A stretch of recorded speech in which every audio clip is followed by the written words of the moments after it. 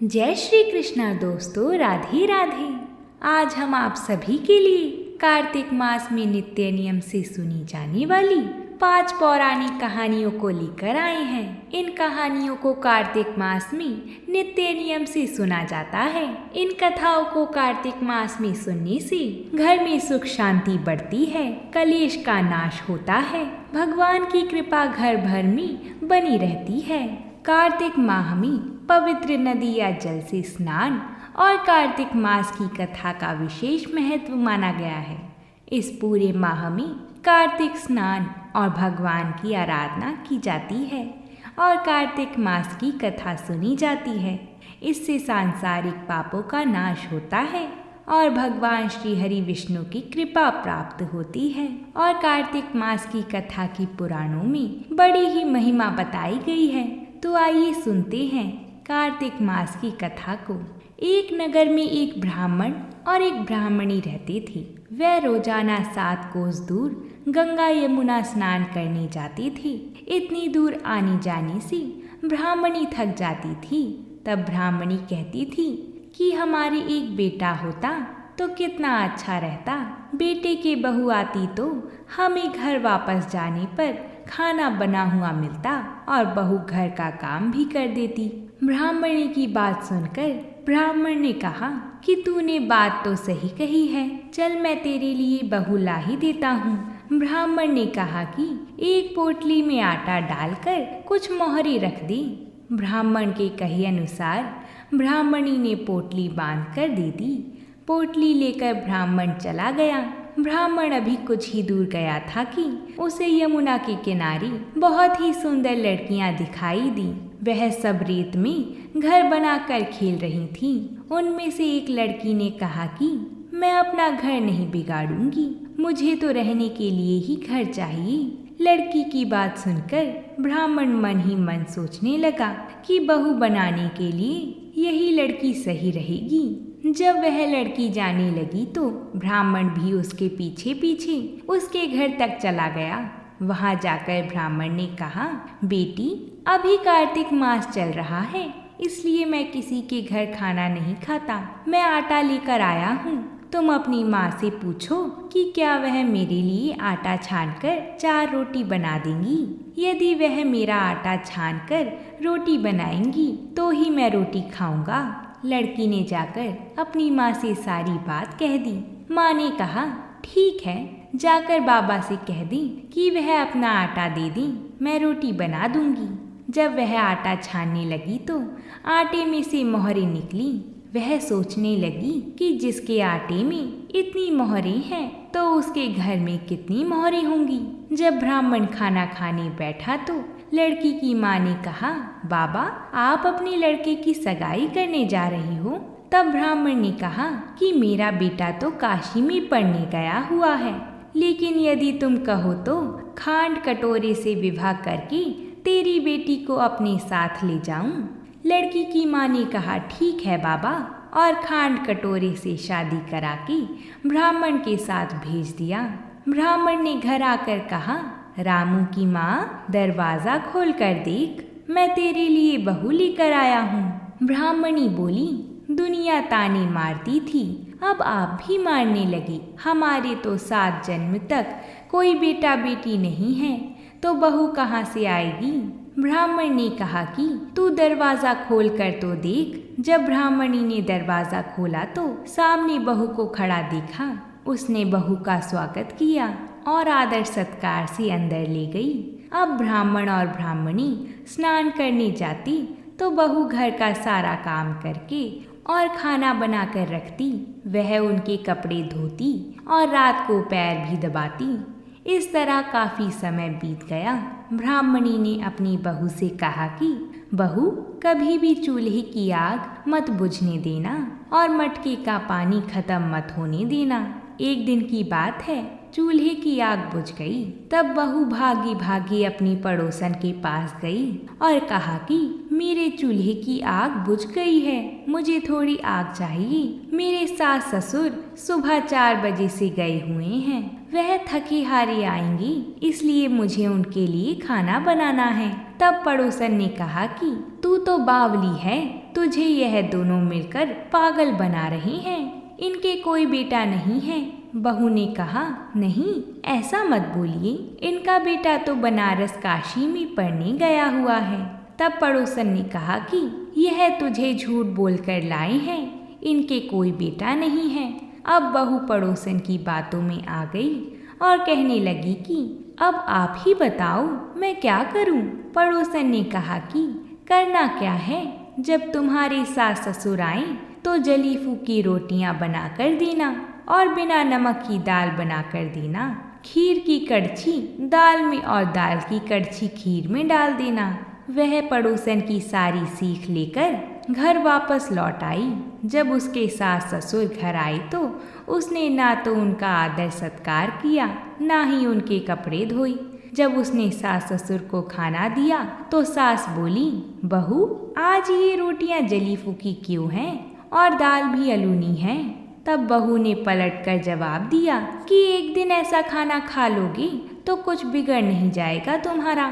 सास ससुर को खरी खोटी सुनाकर वह फिर से पड़ोसन के पास गई और बोली कि अब आगे क्या करना है। पड़ोसन ने कहा कि अब तुम सातों कोठों की चाबी मांग लेना। पड़ोसन के कहे अनुसार अगले दिन जब सास ससुर स्नान करने के लिए जाने लगे तो बहू अड़ गई कि मुझे तो सातों कोठों की चाबी चाहिए। तब ससुर ने कहा कि इसे चाबी दे दो, आज नहीं तो कल इसे ही देनी है। तब सास ने बहू को चाबी दे दी। सास ससुर के जाने के बाद जब बहू ने दरवाजे खोले तो उसने देखा कि किसी में अन्न भरा है, किसी में धन भरा है और किसी कोठे में बर्तन पड़े हैं। जब उसने सबसे ऊपर का 7वां कोठा खोला तो उसने देखा कि शिव जी और माता पार्वती, गणेश जी महाराज, लक्ष्मी माता जी, पीपल पथवारी माता, कार्तिक के ठाकुर, राय दामोदर, तुलसी जी का बिड़वा, गंगा यमुना व 33 कोटि देवी देवता विराजमान हैं। वहीं पर एक लड़का चंदन की चौकी पर बैठा माला जप रहा है। यह सब देखकर उसने लड़के से पूछा कि तुम कौन हो। तब लड़का बोला कि मैं तेरा पति हूँ, अभी दरवाज़ा बंद कर दे, जब मेरे माता पिता आएंगी तब दरवाज़ा खोलना। यह सब देखकर बहू बहुत खुश हो गई और 16 श्रृंगार कर सुंदर वस्त्र पहनकर अपनी सास ससुर का इंतज़ार करने लगी। उसने अपनी सास ससुर के लिए अच्छे अच्छे पकवान बनाए। जब उसके सास ससुर घर पर आए तो उसने उनका आदर सत्कार किया और प्रेम पूर्वक खाना खिलाया और पैर दबाने लगी। पैर दबाते दबाते बहू ने कहा कि माँ आप इतनी दूर गंगा यमुना स्नान करने के लिए जाती हो तो आप थक जाती हो, इसलिए आप घर पर ही स्नान क्यों नहीं करती हो। यह सुनकर सास कहने लगी कि बेटी गंगा यमुना घर पर तो नहीं बहती है।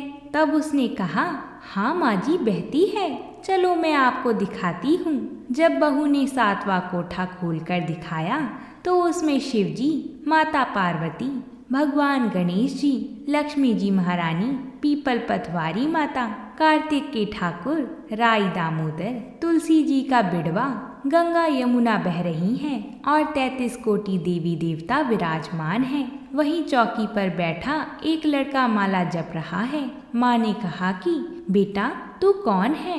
लड़का बोला, माँ मैं तेरा बेटा हूँ। तब ब्राह्मणी ने पूछा कि तुम कहाँ से आई हो। लड़के ने जवाब दिया कि मुझे कार्तिक देवता ने भेजा है। बुढ़िया माई ने कहा कि बेटा यह दुनिया कैसे मानेगी कि तू मेरा बेटा है। तब बुढ़िया माई ने कुछ विद्वान पंडितों से मदद मांगी। पंडितों ने कहा कि इस पार बहू बेटे खड़े हो जाएं और उस पार बुढ़िया माई खड़ी हो जाए। बुढ़िया माई ने चमड़े की अंगिया पहनी हो और छाती में से दूध की धारा निकलकर बेटे की दाढ़ी मूछ भीगे और पवन पानी से गठजोड़ा बंधी। तब मानी कि यह बुढ़िया का ही बेटा है। उसने ऐसा ही किया। चमड़े की अंगिया फट गई और छाती में से दूध की धारा निकलकर बेटे की दाढ़ी मूछ भीग गई। पवन पानी से बहू बेटे का गठजोड़ बन गया। यह सब देखकर ब्राह्मण और ब्राह्मणी की खुशी का ठिकाना ना रहा। हे कार्तिक के ठाकुर, जैसे ब्राह्मण और ब्राह्मणी को बहू बेटा दिया वैसे ही सबको देना। कार्तिक मास की कथा कहने वाली, सुनने वाले को और हुंकार भरने वाले को सब पर अपनी कृपा करना। तो बोलिए कार्तिक ठाकुर जी की जय। अब हम पीपल पथवारी माता की कथा को सुनेंगे। पीपल पथवारी की कहानी कार्तिक मास में कही और सुनी जाती है। स्नान व पूजा करने के पश्चात पीपल पथवारी की कथा या पीपल पथवारी की कहानी सुनी जाती है। कार्तिक मास में स्नान, ध्यान व पूजा पाठ का विशेष महत्व माना गया है। इस माह में पूजा पाठ करने से सांसारिक पापों का नाश होता है और भगवान विष्णु की कृपा प्राप्त होती है। इस माह में कार्तिक मास की कथा के साथ साथ कई कहानियां सुनी जाती हैं। प्राचीन काल में एक गुजरी थी। उसने अपनी बहू से कहा कि तू दूध दही बेचा, तो वह दूध दही बेचने गई। कार्तिक का महीना था। वहाँ पर सब औरतें पीपल सींचने आती थीं, तो वह भी बैठ गई और बाकी औरतों से पूछने लगी कि तुम यह क्या कर रही हो। तो औरतें बोली कि हम तो पीपल की पथवारी सींच रही हैं। तो उसने पूछा इससे क्या होता है। औरतों ने जवाब दिया कि इसके करने से अन्य धन मिलता है, वर्षों का बिछड़ा हुआ पति मिलता है। उस गुजरी ने कहा कि तुम तो पानी सींच रही हो, मैं तो दूध दही से सींचूंगी। उसकी सास रोज कहती कि तू दूध दही बेचकर पैसे लाकर दे। तो उसने कहा जब कार्तिक का महीना पूरा हो जाएगा तब मैं लाकर दूंगी। और कार्तिक का महीना पूरा हो गया। पूनम के दिन गुजरी ने पीपल पथवारी माता के पास धरना लेकर बैठ गई। पीपल ने पूछा कि तू यहाँ क्यों बैठी है। उसने कहा मेरी सास दूध दही के पैसे मांगेगी। तो पीपल ने कहा मेरे पास पैसे नहीं हैं, यह पत्थर, डंडे, पान पत्ते पड़े हैं, वह ले जा और गुल्लक में रख देना। जब सास ने पूछा पैसे लाई है, तो गुजरी ने कहा मैंने पैसे गुल्लक में रखे हैं।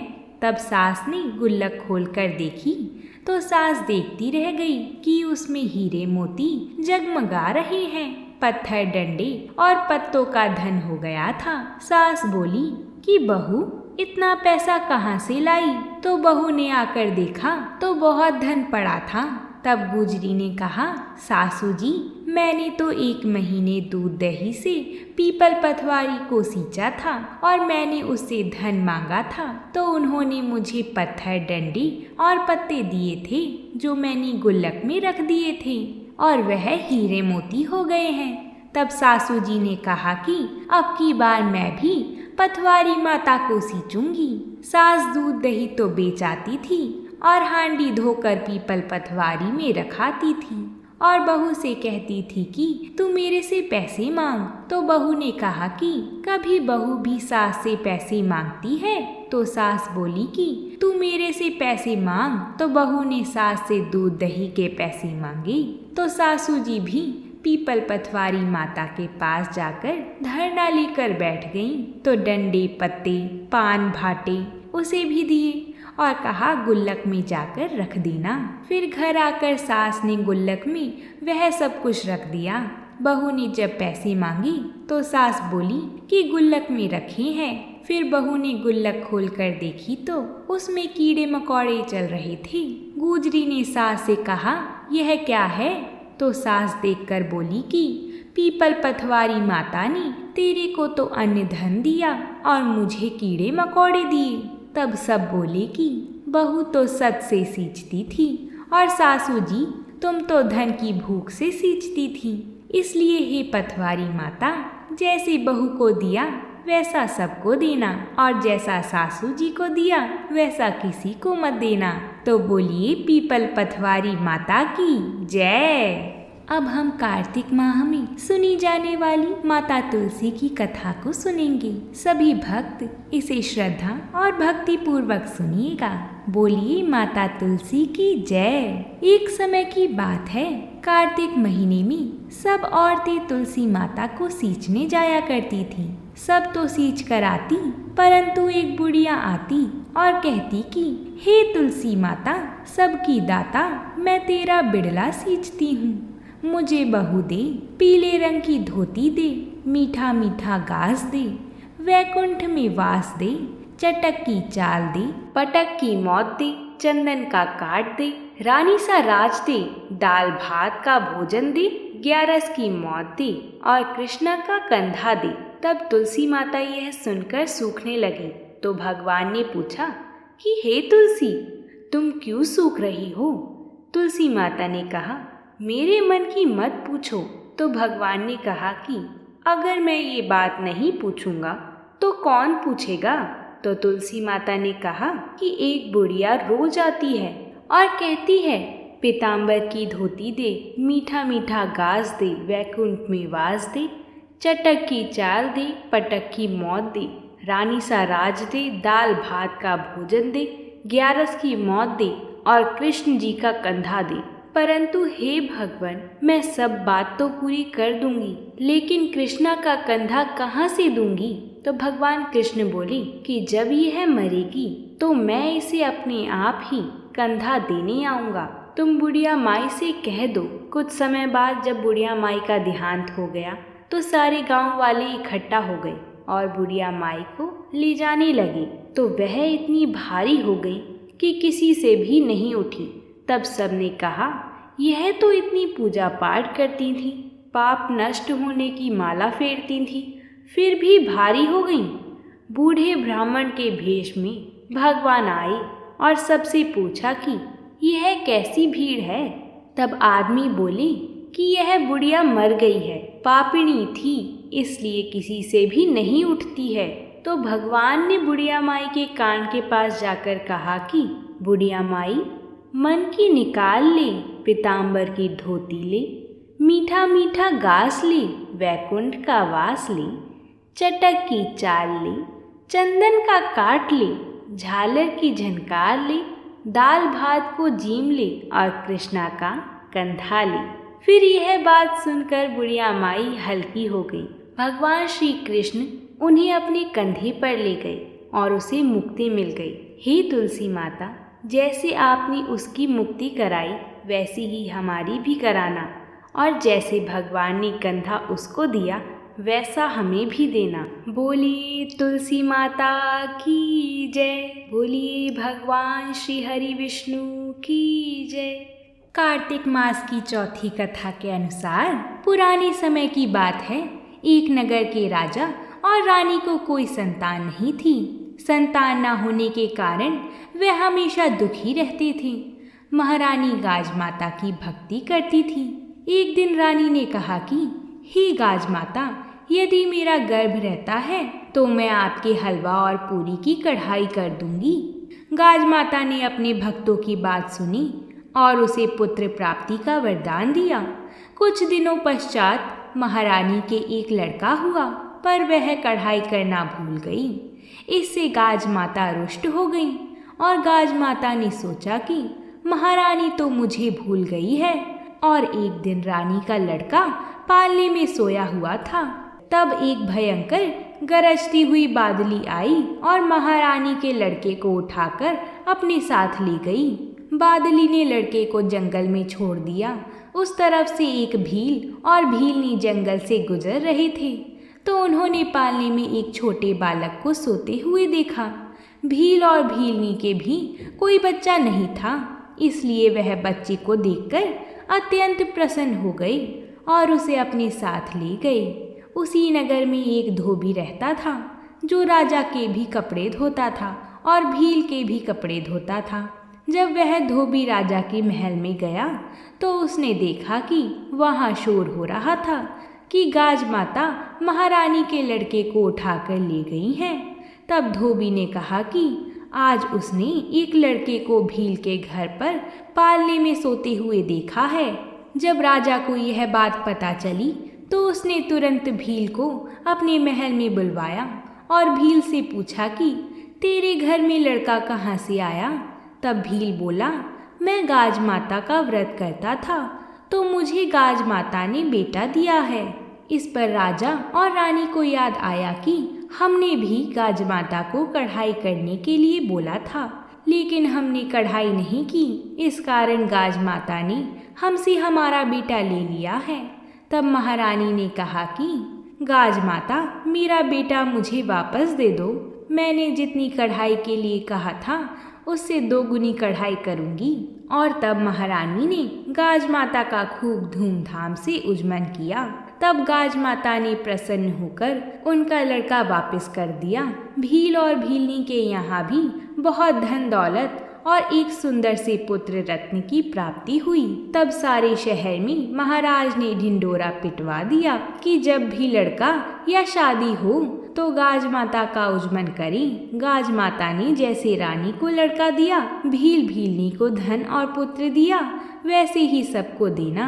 गाज माता की कहानी कहने वाले को, गाज माता की कहानी सुनने वाले को, हुंकार भरने वाले को और पूरे परिवार के सबके दुख दूर करना।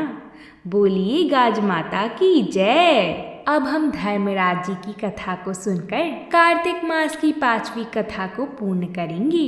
प्राचीन समय की बात है, एक नगर में 2 सेठानियां रहती थीं। बड़ी सेठानी के घर में बहुत धन था, लेकिन वह कंजूस थी, और छोटी सेठानी के घर में धन कम था, लेकिन वह मन से बहुत दयालु थी और मददगार थी। वह स्वयं को धर्म के कार्य करने और लोगों की मदद करने में लगाए रखती थी। वह रोज सवेरे गंगा स्नान करने के लिए जाया करती थी। तुलसी माता बड़ पीपल सींचती, भगवान के मंदिर जाकर पूजा करती और धर्मराज जी की कहानी को सुनती थी। जबकि बड़ी सेठानी यह सब देखकर उस पर बहुत हंसती थी और कहती थी कि पता नहीं दिन भर क्या फालतू काम करती रहती है। ऐसा करते करते दिन बीतने लगे और सेठानियां वृद्ध हो गईं। तब भगवान के घर से बुलावा आया। दोनों का अंतिम समय आ चुका था। छोटी सेठानी को लेने के लिए धर्मराज जी ने अपना विमान भेजा, जबकि बड़ी सेठानी को दूत मारते हुए ले जाने लगी। रास्ते में बड़ी सेठानी ने कहा कि मुझे भूख लगी है। तब दूत बोले कि यदि तुमने जीवन में किसी को खाना खिलाया होगा तभी तुम्हें खाना मिलेगा। थोड़ी देर बाद उसने फिर से कहा कि मुझे प्यास लगी है। तब दूत फिर बोले, यदि तुमने जीवन में किसी को पानी पिलाया होगा तभी तुम्हें पानी नसीब होगा। रास्ते में उसके कांटे चुभने लगी और तेज गर्मी पड़ने लगी, लेकिन दूत उसे घसीटते हुए ले गए। अब बड़ी सेठानी बहुत पछताने लगी कि मेरे पास सब कुछ होते हुए भी मैंने दान धर्म नहीं किया। इतनी देर में धर्मराज जी का दरबार आ गया। वहां जाकर उसने देखा कि छोटी सेठानी भगवान के पास सिंहासन पर बैठी है और उधर बड़ी सेठानी को तपते हुए कुंड में डाल दिया गया। तब बड़ी सेठानी बोली कि मुझे 1.25 पहर का समय दीजिए, मैं वापस आकर दंड भोग लूंगी। धर्मराज जी बोले, ठीक है जा। और उन्होंने बड़ी सेठानी के शरीर में वापस प्राण डाल दिए। धरती पर आते ही उसने पंडितों को बुलाकर धर्मराज जी की कहानी सुनी और सब तरह के दान धर्म किए। इतने में समय पूरा हो गया। अब की बार बड़ी सेठानी को लेने धर्मराज जी का विमान आया। 1.25 पहर के दान धर्म और धर्मराज जी की कहानी को सुनने से बड़ी सेठानी को स्वर्ग की प्राप्ति हुई। हे प्रभु, जैसी कृपा आपने सेठानी पर करी वैसे ही सब पर करना। धर्मराज जी की कहानी को सुनने वाली, कहने वाली, हुंकार भरने वाली और पूरे परिवार पर अपनी कृपा बनाए रखना। बोलिए धर्मराज जी महाराज की जय। आइए अब हम एकादशी की व्रत कथा को सुनकर व्रत पारण की कथा को पूर्ण करते हैं। एक बार धर्मराज युधिष्ठिर ने श्री कृष्ण से पूछा कि अश्विन शुक्ल पक्ष की एकादशी का क्या महत्व है और इस अवसर पर किसकी पूजा होती है एवं इस व्रत का क्या लाभ है। युधिष्ठिर की मधुर वाणी को सुनकर गुणातीत श्री कृष्ण भगवान बोली, हे कुंती नंदन, अश्विन माह की शुक्ल पक्ष की एकादशी का नाम पापांकुशा है। इसका व्रत करने से सभी पाप नष्ट हो जाते हैं तथा व्रत करने वाला अक्षय पुण्य का भागी होता है। इस एकादशी के दिन इच्छित फल की प्राप्ति के लिए भगवान विष्णु का पूजन करना चाहिए। इस पूजन के द्वारा मनुष्य को स्वर्गलोक की प्राप्ति होती है। हे राजन, जो मनुष्य कठिन तपस्याओं के द्वारा फल की प्राप्ति करते हैं, वह फल इस एकादशी के दिन क्षीर सागर में शेषनाग पर शयन करने वाली भगवान विष्णु को नमस्कार कर देने से मिल जाता है। इस व्रत को पूर्ण श्रद्धा से करने वाली मनुष्य को कभी भी यमदंड का भय नहीं रहता। मनुष्य को अपने जीवन काल में सदैव पाप कर्म करने से बचना चाहिए। भगवान श्री हरि विष्णु का किसी भी स्वरूप में पूजन और स्मरण हमेशा सुखदायी और पापांशक रहता है, किंतु पापांकुशा एकादशी के दिन किया जाने वाला भगवान श्री हरि का पूजन और कीर्तन मनुष्य के सभी कष्टों का निवारण करता है। हे राजन, अब मैं तुम्हें इस एकादशी व्रत की कथा सुनाने जा रहा हूँ। अंततः अब तुम इसे बड़े ध्यान से सुनना। प्राचीन काल में विंध्या पर्वतमाला में क्रोधन नामक एक बहेलिया निवास करता था। वह अपने स्वभाव से बड़ा ही क्रूर और अत्याचारी था। उसने अपना संपूर्ण जीवन लूटपाट, मदपान, परस्त्रीगमन और पाप कर्मियों की संगति में ही व्यतीत किया हुआ था। एक दिन जब उस बहेलिये का अंतिम समय आया, तब यमराज ने अपने यमदूतों को भेजकर उसे संदेश पहुंचाया। यमदूत ने कहा, हे क्रूर, तुम्हारे जीवन का अब अंतिम समय आ गया है। कल तुम्हारा अंतिम दिन है। कल हम तुम्हें लेने आ रहे हैं। बहेलिये ने जब यह बात सुनी तो उसके होश उड़ गए और वह भय के मारे व्याकुल हो गया। उसे कुछ सूझ नहीं रहा था कि वह इस अवस्था में क्या करे। अंततः वह वन वन भटकता ऋषि अंगिरा के आश्रम में पहुंचा। आश्रम में ऋषि को अपने सम्मुख पाकर उनके श्री चरणों में नतमस्तक होकर प्रार्थना करने लगा। क्रोधन कहता है, हे मुनि श्रेष्ठ, मैंने अपने जीवन काल में सदैव पाप कर्म ही किए हैं, किंतु यह प्रभु की ही दिव्य लीला है। अपने अंतिम समय में सद्बुद्धि प्रदान कर मेरे समक्ष प्रस्तुत किए हैं। अंततः हे क्रोधन, अपनी इस पाप मुक्ति का उपाय बड़े ही ध्यान पूर्वक सुनना। अब से अश्विन मास के शुक्ल पक्ष की आने वाली एकादशी तिथि, जिसे पापांकुशा एकादशी के नाम से भी जाना जाता है, उसका विधि विधान से व्रत करो। इस व्रत के प्रभाव से तुम्हारे सभी पाप कर्मों का नाश हो जाएगा और तुम स्वर्गलोक के भागी बनोगी। महर्षि अंगिरा के कथा अनुसार उस बहेलिये क्रोधन ने पूर्ण श्रद्धा और विधि विधान से पापांकुशा व्रत का अनुष्ठान किया और स्वयं को पूर्ण रूप से श्री हरि विष्णु को समर्पित करते हुए व्रत का समापन भी किया। व्रत और भगवान श्री हरि विष्णु की पूजन फल स्वरूप बहेलिया के सारे पापों का नाश हो गया और वह भगवान श्री हरि विष्णु के भेजे गए गरुड़ पर सवार होकर अपने परम धाम विष्णु लोक को प्राप्त हो गया। यमराज के भेजे गए यमदूत बड़े ही कौतूहल से इस संपूर्ण लीला को देखते रहे और बहेलिया को साथ लिए बिना ही पुनः यमलोक प्रस्थान कर गए। हे धर्मराज युधिष्ठिर, इस कथा का श्रवण करने से मनुष्यों के सर्व पापों का नाश होता है। मनुष्य की कुमति सुमति में परिवर्तित हो जाती है। भगवान श्री हरि विष्णु का किया हुआ पूजन आनंद फल प्राप्ति करवाता है। भगवान श्री हरि की कृपा से उनकी दुर्गति नहीं होती। बोलिए श्री विष्णु भगवान की जय। अगर आप सभी ने इस कथा को पूरा सुना है तो कमेंट में जय श्री हरि विष्णु जरूर लिखिएगा। साथ ही वीडियो को लाइक और चैनल को सब्सक्राइब जरूर करिएगा। हम आप सभी के लिए व्रतों से जुड़ी कथाएं लाते रहेंगे। हमारा साथ और आपका प्यार हमेशा ऐसा ही बना रहे। भगवान श्री हरि विष्णु और माता लक्ष्मी की कृपा से सभी का घर धन धान्य से भरा रहे। तो प्रेम से बोलिए जय लक्ष्मी नारायण।